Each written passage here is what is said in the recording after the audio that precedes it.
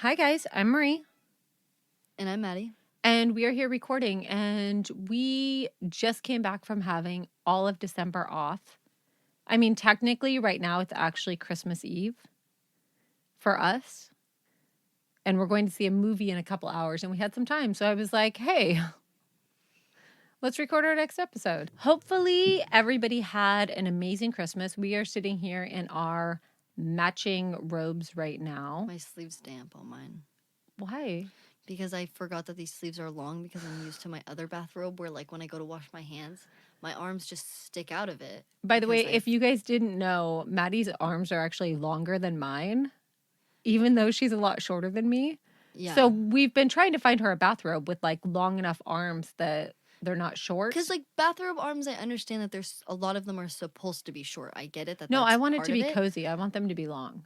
But, like, when I straighten my arms in the bathrobe I have, it literally is almost to my elbow. Like, Yeah. it goes to here. Uh-huh. Well, and I think we posted a picture of us in our bathrobes, our matching bathrobes. Well, they're not matching.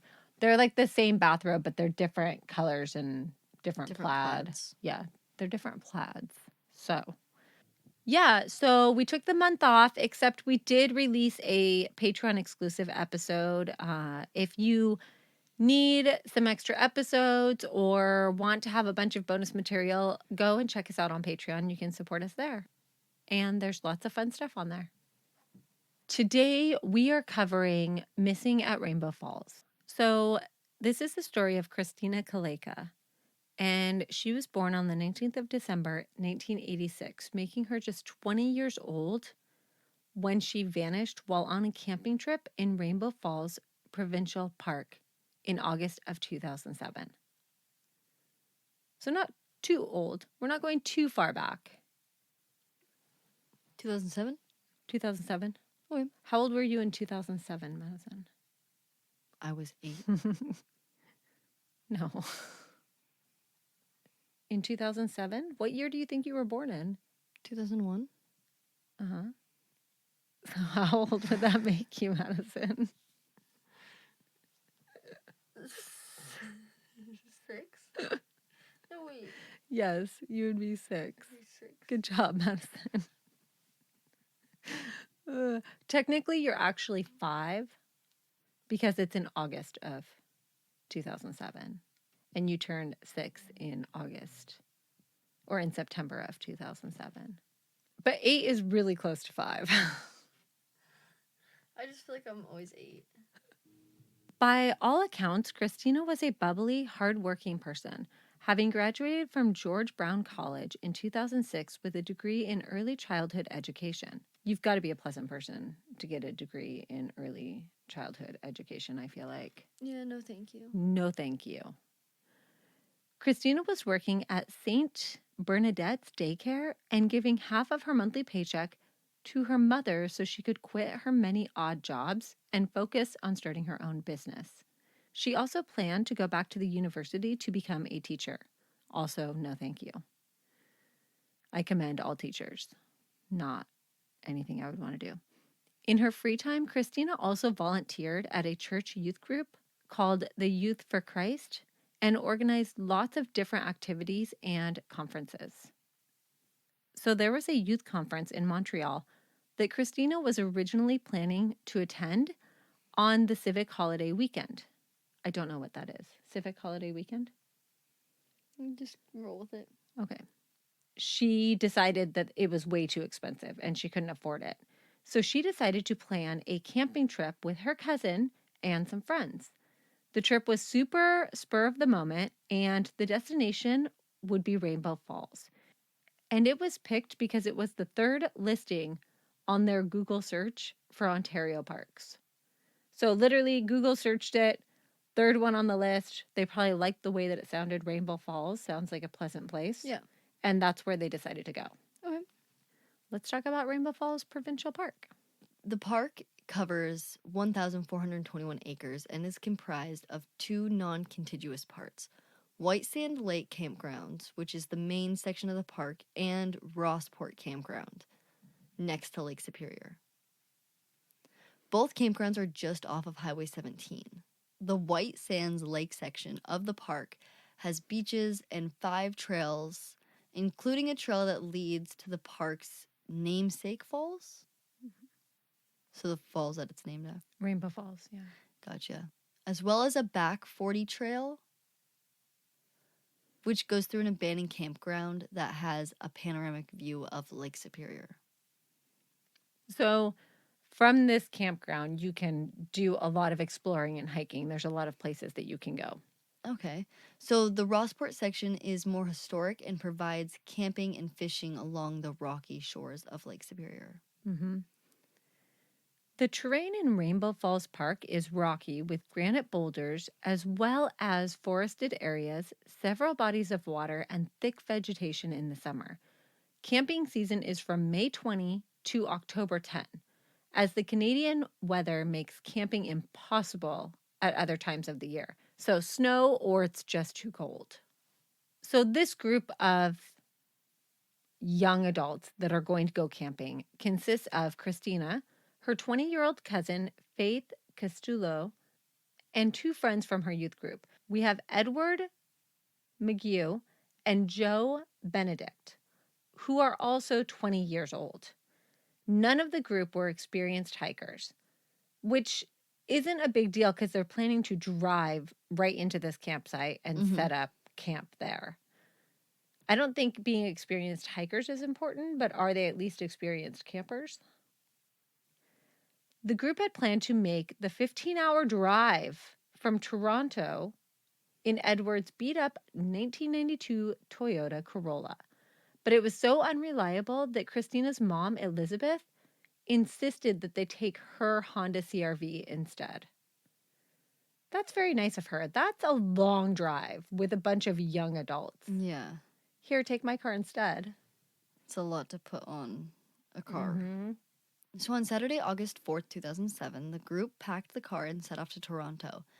At about 10 a.m., they began their almost 15,000 kilometer journey, or 932 miles. And they did make several stops. I would hope so. They stopped at lots of scenic places, and this extended their travel time considerably. Yeah. And they did run out of fuel just outside of Wawa. Just outside of Wawa? Wawa? Ontario. Township in Ontario. All right. It's a real place, you guys. It does exist. The group finally arrived at Rainbow Falls around noon on Sunday the 5th, despite reserving Lot 72 at the White Sands Lake Campground.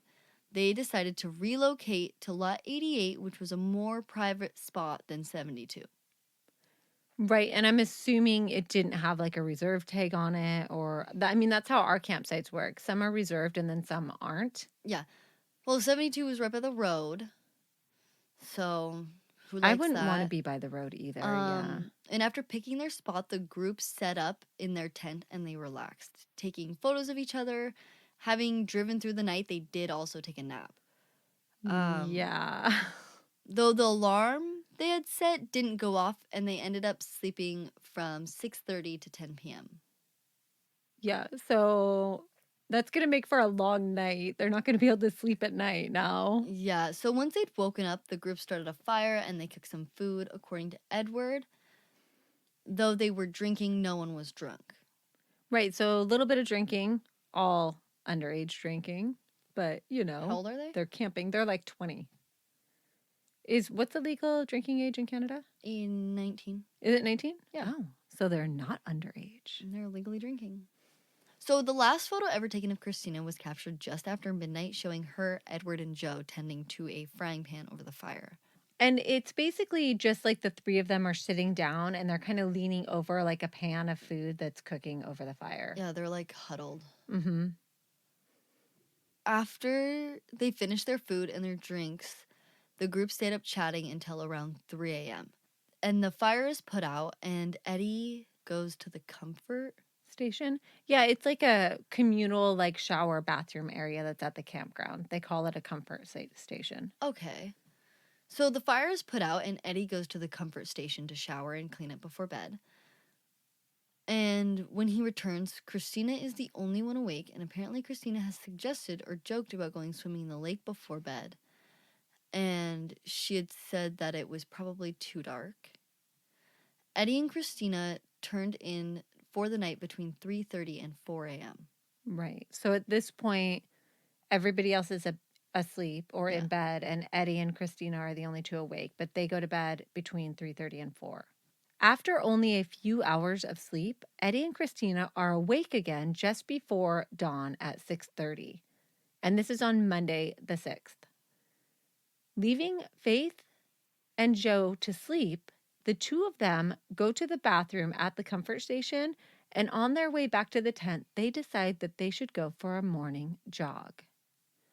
Though Christina was an occasional jogger, she had stepped on a needle years earlier, which had become embedded in her foot.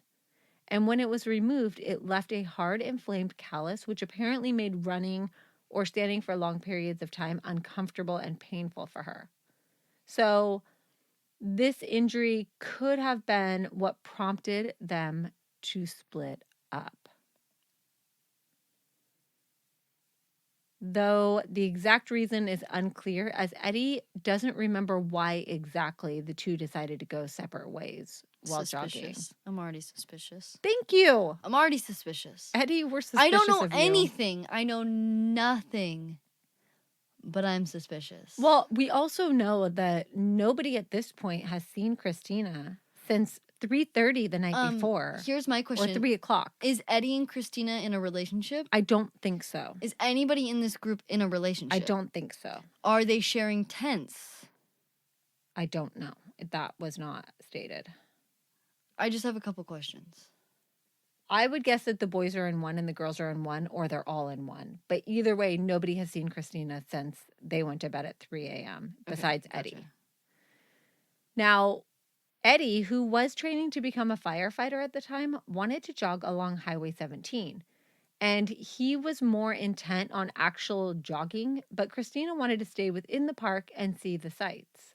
So the pair does split up where the campground road forked. Eddie took the road to the highway and Christina headed down the trail to the falls. Neither of them had established a meetup time, and they just kind of split ways without being like, hey, I'll meet you back at the campground, or I'll meet you. Killed her. Why would you want to go jogging on the road? Well, I mean, he's training, so it's probably easier to jog on the road if he's trying to get his miles in. But Eddie said that Christina seemed upbeat and cheerful despite their late night. And according to Eddie, he last saw her walking, rather than jogging, down the trail to the falls. So Eddie runs along the highway, aiming to get to Rossport, which was around 10 kilometers away. But he didn't quite make it that far before turning around. Eddie did carve FCJE, the first initials of the group, into the rock at the rest stop, which was along the highway. He had been gone around an hour before he returned to the camp. The others were still asleep when he returned, and there was no sign of Christina. So Eddie dozed in a chair before searching for an axe to chop up some firewood. So he gets back to the camp. The other two are still sleeping. Christina is not there. Okay, so at 9:30, which is really late to wake up for camping, I feel like. I mean, I know. Yeah, but remember they were up until True. like 3 a.m. I don't think I would be able to sleep that long in a tent. We're like up with the sun when we're camping. Yeah. I don't sleep well. No, me neither. So at 9:30 a.m., Faith and Joe woke up, and Christina had been gone for about 3 hours at this point, and no one in the group was concerned. They all killed her. So her cousin Faith, they're cousins. The two girls are cousins. I missed that. Yeah. Assume that she was just off on her own, having some quiet reflection time in nature, as it was common for Christina to want to be by herself for stretches of time. Okay, so that makes sense of why none of them were concerned. Right. Got it. Understood. So Eddie and Faith set about making breakfast and asked Joe to keep an eye out for Christina at the beach nearby as he went to the showers, but he returned without sighting her at all. Right. And by 11 a.m., the group were starting to get worried and decided to head out to search for their friend. Eddie and Joe took the car and drove the road up to the car park for the Rainbow Falls trailhead. Joe then went to search the Rainbow Falls Trail while Eddie took the Superior Trail, which headed back in the direction of the road to camp. Joe followed the trail to the park boundary where it turns into the Casquays Isles Trail before turning around.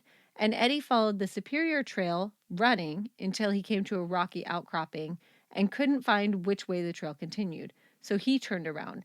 Neither of the men asked anyone for help or if anyone had seen Christina while they were checking these trails.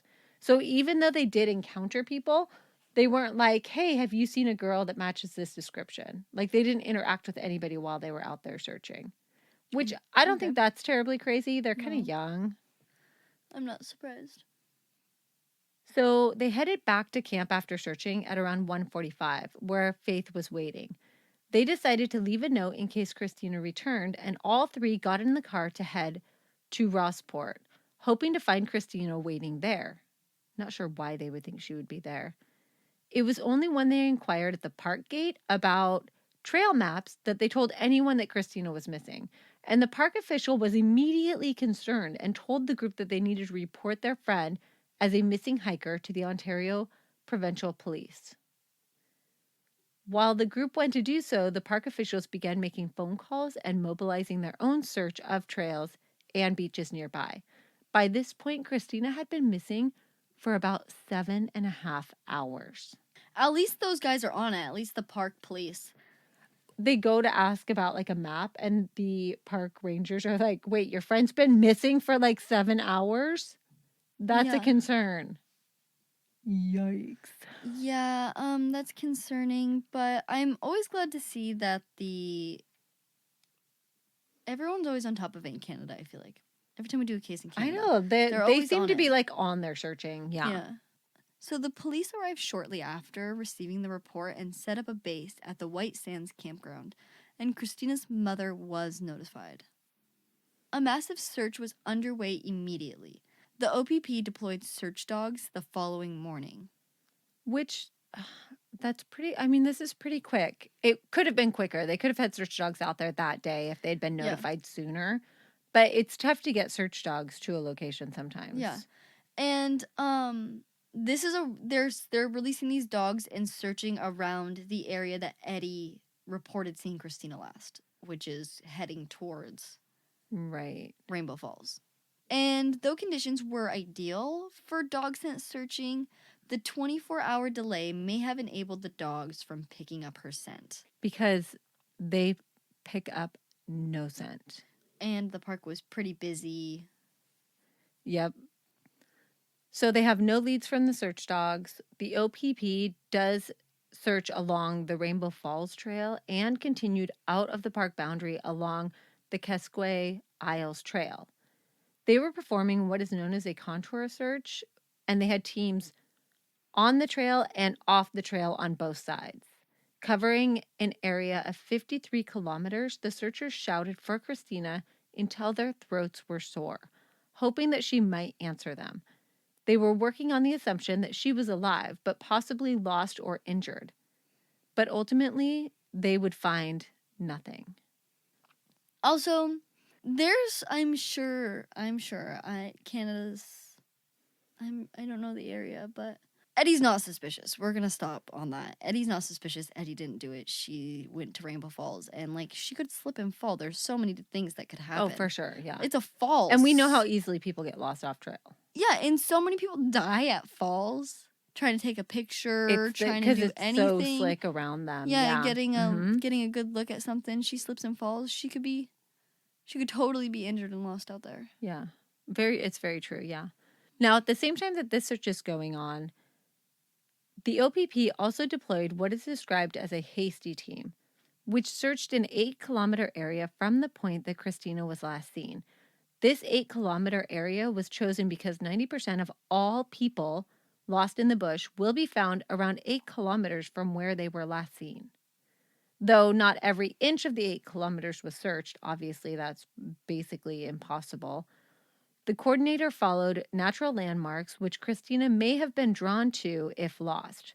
So, like, obviously, if you're searching in the middle of the woods off trail, you're not necessarily going to search in an area that's really hard to get to because a person's not going to necessarily go that way. They're going to follow contours that make it easy for them in most cases, especially if they're not experienced hikers, right? Yeah. The only thing found in this search was a pair of socks, and they were deemed too dark to be Christina's, and a footprint. Too dark to be Christina's? Yeah, they were like darker than the socks she was last seen in, but she Whew. could have had other socks on. Yeah, what do you mean? I don't know how reliable that is, though. Yeah. But they also found a footprint by a 35-foot deep swimming hole below the falls. But neither clue was thought to point to Christina. So, not sure how long that footprint would have been there, but we do know there were other people in this area. So, we don't know what size the footprint was or anything like that, but it did not point to being her size. Now, the OPP was very strict on who they would allow to search. They did not allow family on the trails, but they did have over 100 law enforcement officers, firefighters, search and rescue professionals, and they were mobilized to look for Christina. Aircrafts with thermal and infrared capabilities were deployed on the 4th day to scour the dense brush. So it took them 4 days to get things into the air, which kind of seems like a long time to me. Maybe weather? Could have been, yeah. Wind or something? I don't know. The FLIR picked up plenty of moose and bear, but found no sign of Christina. Similarly, no sightings of Christina were spotted from the unequipped craft, which I'm assuming is like a drone, right? I don't know why they call it that there, but she was last seen wearing a striped red and purple top, blue or gray hoodie, black pants, and white running shoes. So the majority of her clothing was dark and might not have stood up very well among the brush. How do we really know what color socks she had if he's not even sure if her hoodie was blue or gray?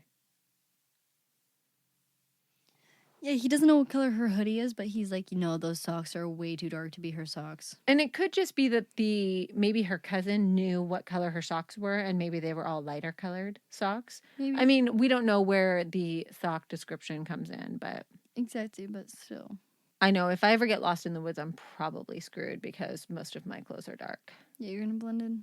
You're gonna blend in too. Your clothes are all like green and brown and tan. No, I am. I'm gonna die. We're both gonna blend in. I feel like black will stand out a little better than your green and your tree and bark colored clothing. I like looking like a tree when I'm out there. A giant leafy plant's the closest I'll ever get. Madison identifies as a tree. So over the next few days, the search and rescue teams investigated reports of heightened scavenger bird activity. So crows and vultures being seen in the area more than usual. And they also were dispatched to a lean-to shelter, but neither of these leads came back to anything. They found no sign of her. The official search continued for 17 days with no leads. So, despite being discouraged from searching, groups of 100 to 200 residents gathered together and performed a grid search from the 11th to the 13th of August. So, a week after Christina goes missing. Which is during the normal search that's already going on. So, the civilian search was organized by the mayor, of course. That sounds fitting. Yeah. Of the nearby Terrace Bay. And the town councilor as well helped organize this. And the civilian search was overseen by the Terrace Bay fire chief. Yep. The first search on Saturday the 11th lasted for 8 hours and covered the area from the park's east beach to Highway 17. So then on the second day, so the 12th, 50 to 80 volunteers showed up. And this was including members of Christina's family who had been banned from searching previously, and her friend Joe and Edward. A third civilian search was conducted on Monday the 13th, though volunteer members were significantly reduced as many people had to return to work. As the volunteers searched the ground, the OPP was searching the nearby lake using sonar, and divers were also used, but there was no sign that Christina was in any of the body of waters. I mean, I think it's just as likely as her being in the woods, right? Like, Honestly. especially because if you remember early that morning, she had suggested that they go swimming. Mm-hmm. So could she have... What if she didn't even go to bed? Who's saying she went to bed? Well, nobody, but Edward? she went into her... Yeah, exactly. That's what I mean, is nobody else has seen her since 3 a.m. Mm-hmm. So we only have Edward's word on that they didn't go swimming the night before. Mm-hmm. By Monday the 13th, Christina's father, Mario, was very frustrated with the lack of results, and he would end up returning home to Toronto. And while he was there, he did go up in the air with police looking for his daughter. I mean, I get being frustrated, but it sounds like they are looking for her. Mm-hmm. As the days went by, the family became less and less certain that they were going to find Christina alive. Despite encouragement from the search and rescue officials, who said that the chances of survival were still high given the favorable conditions, meaning that dehydration or hypothermia were unlikely. So she really does still have a good chance of survival because it's not super cold and there's plenty of water. Yeah. So on August 22nd, Christina's uncle, Ken West, gave this statement to the media. They've used canine units, they've used planes, they've used submarines, they've used all sorts of different ways in order to find Christina, and nothing. Absolutely nothing. There's no clue at all. Yeah. The final grid search was conducted by police on the 21st of August, working on the idea that Christina was a non responsive person and could not call out to identify her position. So basically, this final search that they are doing in the assumption that she can't call out, which means looking a lot more like under brush and in areas, not just relying on somebody to respond when calling their name, walking through the area, if that makes sense. Most of the resources were withdrawn, leaving just 25 officers to complete the search. With the limited resources and lack of clues, the search was officially called off on the 23rd of August. In response, Christina's mom told the media that she would continue to search for her daughter herself. Though the search was called off, police reported that they were continuing to follow 60 tips or leads which had been reported to them and were still interviewing campers who stayed at the park on the day Christina went missing. As promised, Elizabeth did finance several private searches for her daughter. The first, which was a collaborative with the OPP, cost $44,000. Holy shit. Which she had fundraised and withdrawn from Christina's trust fund. Yeah. I mean, I guess what else do you do at this point? It consisted of 22 volunteer searchers working over 5 days in the winter of 2007. OPP Sergeant Eric Luoto, who was in charge of the search, said that they were hoping to take advantage of the thin brush cover, which, so like now that winter's here, there's a lot less leaves and brush cover, so it might make it easier for them to find Christina or her body at this point, because we are no longer looking for a survivor by this time. The search was originally scheduled for the 19th of November, but was delayed because of poor weather conditions. And after police did their part of the search, Elizabeth and other family members, alongside teams with search dogs and cadaver dogs, were allowed to search the area. So basically, the police go in first, they search the area, and then the family members are allowed to go in. I'm not sure why the dogs and search dogs and cadaver dogs were held off until after police had gone through, because that to me seems like it could contaminate the area.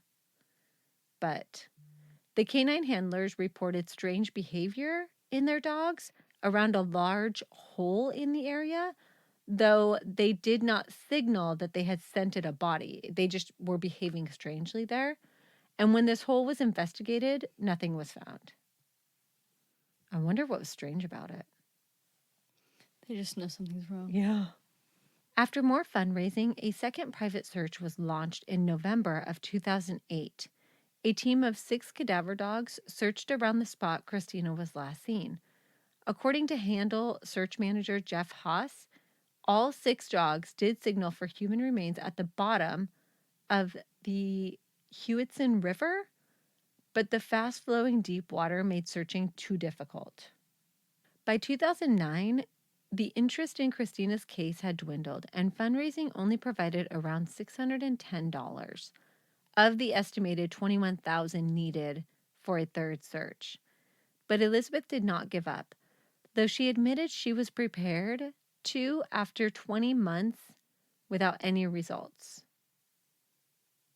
So Elizabeth did not give up, although she does admit that she was prepared to after 20 months with no results. A third and final private search was funded by the family and launched on the 19th of September 2009 in what searchers described as perfect conditions, led along by Jeff Haas. They focused along the river where the dogs had indicated previously that there were human remains the year before. 21 volunteers from the search, rescue, and recovery, but they were unable to find anything around this area. With dwindling money, Elizabeth made the difficult decision to call off any further private searches for her daughter in order to be able to afford to put her son through college. And no further private searches have been conducted since the 2009 one. So in 2010, human remains were found in the Thunder Bay area. While it was initially thought that they could belong to Christina, it was quickly determined that they were not related to her case. Yeah, so another bodies out there. I wonder if there's another missing hiker or how quickly they were able to identify the remains. Yeah, I don't know. So I did want to discuss the OPP's leading theory when Christina was first reported missing, which was that a bear could have attacked her. And there were black bears in the area. We know that they found moose and black bears while they were doing the thermal imaging. But I don't see this as a very likely outcome because this area was pretty busy and the chances of her running into a bear are going to be slim.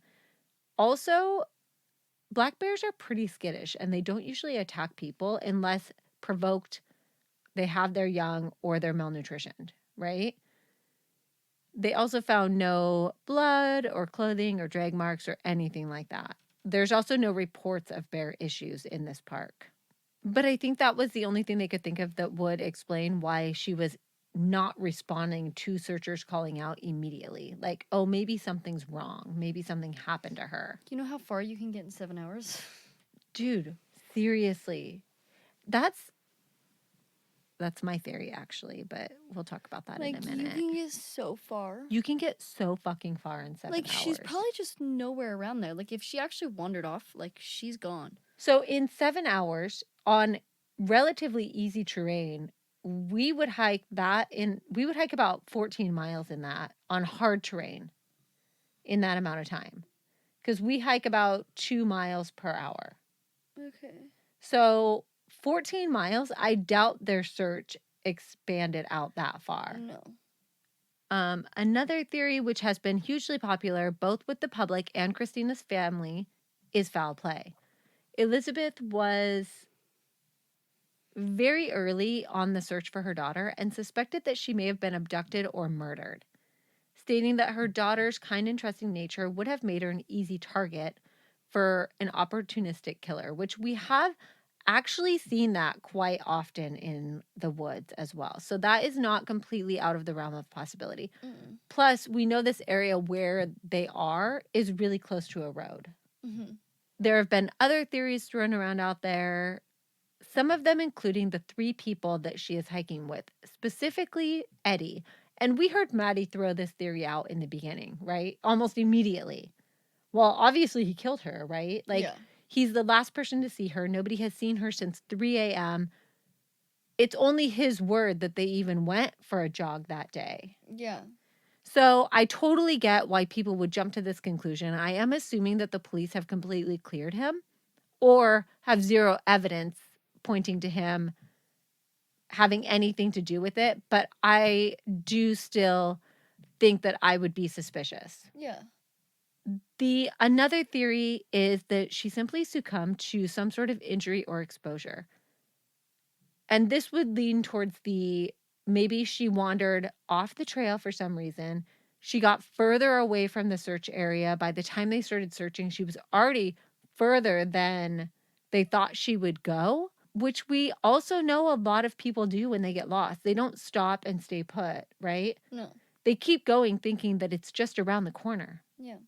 Also, people are really reluctant to turn around when they're lost, which, you know. Just turn around. Also, it turns out that Christina vanishing at Rainbow Falls is not the first time that she had gotten lost. While hiking with a group on the Seaton hiking trail near Oshawa, the whole group got lost, and after wandering aimlessly for a few hours, they emerged to safety.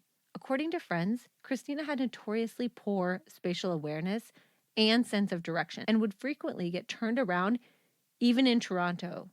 So, giving her history, walking alone on the trail, Christina easily could have wandered off the trail on purpose or accident. Remember, she did want to see the sights, according to Eddie, anyway, and then was unable to find her way back. I mean, yeah. Sergeant Luido stated during searches that there were a number of large crevices, holes, and brush covering made searching the ground very difficult. So, a lot of thick vegetation, very difficult for air searchers. And then she could have crawled under a bush or something to try to stay warm, and that's why they haven't found her body. Also, remember the cadaver dogs continued to hit by the river? Could she have fallen into the river and ended up being taken down by the current? Oh, shit. Yeah. Right? So, I mean, think about that. Like, if that's a place where they did show interest, that easily could have happened. Yeah. Easy. Maybe her feet hurt from jogging and she tried to put her feet in the water. Yeah. I mean, you really don't know. Or was turned around and tried to cross this river. I mean, Who knows? but with no evidence, no definitive clues at all, there can be no answers really. Now, when Christina was last seen, she was 5'2" at 125 pounds. She had black shoulder-length hair that is wavy with orange streaks in her bangs. She was wearing a striped red and purple shirt, blue or gray hoodie, black pants, and white running shoes. She is a Canadian Filipino, and if anyone has any information, they can get in contact with the Ontario Provincial Police. I mean, if you look at the pictures for this area where Rainbow Falls is, I mean, it is very dense and the body of water is pretty big. Oh, yeah, it is. So, I mean, ugh, her poor family though, like, ugh. But yeah, that is the story of Christina, who is still missing, and no sign of her has ever been found. None of her clothing, nothing that she was wearing. So she walked away, or she fell in the river. Right. Like, she just got lost and kept walking, and she's far away. She got swept away in the river, the falls. That's what happened. Or Eddie killed her. Or she was kidnapped by a stranger I don't... and removed from the park. Maybe, but...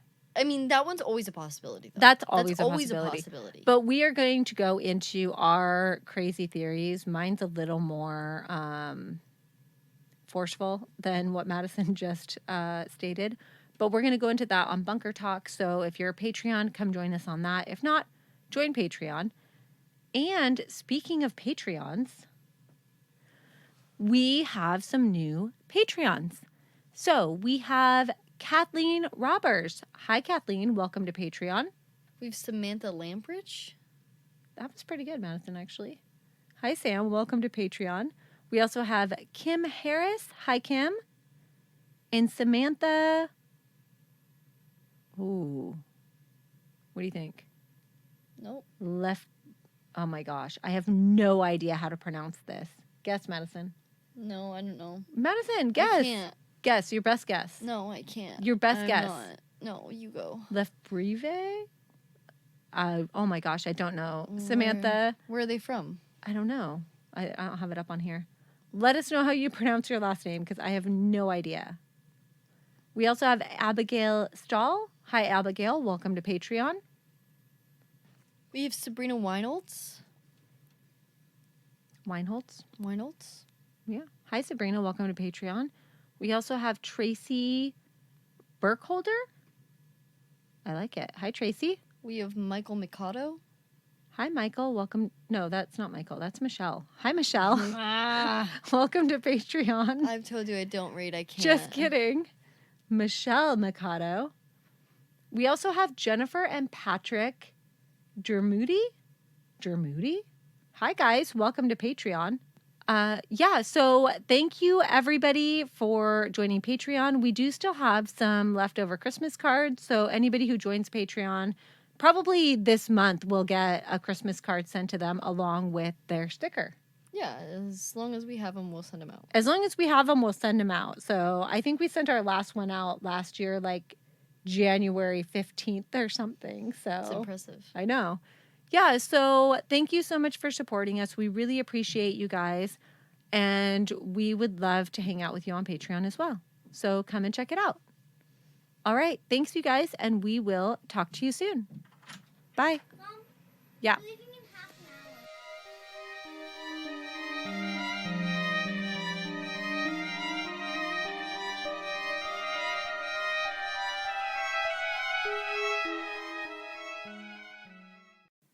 Well, I mean, that's the thing. I don't understand why people assume that Bigfoot is like this stupid, unintelligent Thing. And also, if he's human, like, animal. why is it crazy to people that he would bury his dead? Like, that we wouldn't just, like, that we would just find Bigfoot bodies, like, chilling around. Well, I mean, we do that, right? Yeah. Like, A lot of animals have, like, burial sites or burial grounds. Like,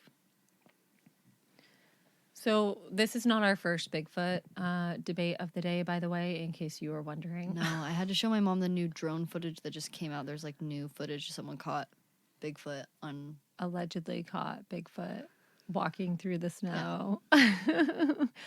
I know technology is so good that it's really hard for me to really trust or believe people when they Well, yeah. post these videos. But I'm like all the way, like I will believe it when I see it.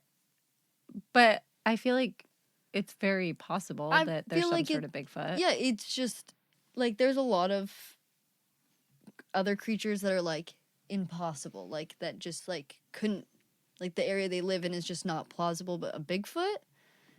Yeah. In Well, and any look at what we're finding in the ocean too. I mean, there's stuff we didn't find even new know ever stuff all the existed. time. I know. So There's a bird they didn't just. It was, like, in the last few years, they found a bird in South America that they thought had been extinct for forever. Oh. And they found it. They just, like, someone stumbled Wait, are upon you the talking bird. about the movie Rio? Actually, the bird from Rio is extinct. So we'd put salt in a wound because there are no more blue But macaws. isn't that they find like an entire like jungle full of blue macaws That's the in the second second one. one? Yeah, that they thought was extinct. Um, The second one makes me really uncomfortable. I don't like the it at second one. all. No. Why is the bird's marriage at stake? Why is the bird's relationship at stake? That is Well, that's not. I don't like the insecurity of that movie. Like, I feel like he's so insecure that entire movie. I can't feel like handle it should have been Blue living his life as a wild bird and trying to, like, Yeah, that like, should that's have what been they the should have done the focus. second one. It shouldn't have been them Agreed. having kids and him being worried about his kids dying and then him being worried about, like, didn't we get over the fear in the first movie? Like his insecurity, you mean? Yeah. Maybe they should have swapped it and had her be insecure. Yeah. You know what? Like something should have, like, I just feel like maybe he should have done really good in the wild and she should have been like, Yeah. oh, like, she should have been, like, surprised that he was, like, doing Yeah, good yeah. and made, like, they could have done anything Sorry, else. whoever wrote Rio 2, but do better. Do better. Your sisters have been making me watch the Marvel movies, by the way. How's that? Yeah, it's fine, but every like 15 minutes, I'm like, wait, who's that character and what's going on? Because everything ties into some other movie, like some other Marvel movie. So, like, when they wanted to make me like sit down and watch one the other day, they were like arguing over which one it should be because which one will I be the least lost in, not knowing all of the Marvel movies? We I watched. think that you can enjoy the Marvel movies without understanding the entire lore behind it. I don't know. We watched the one with the snap, where like half the population disappears. Yeah. And Endgame. yeah, sure. I don't remember what it was called. That's what it is. There were so many things in there that I didn't understand. Yeah. That one's a little.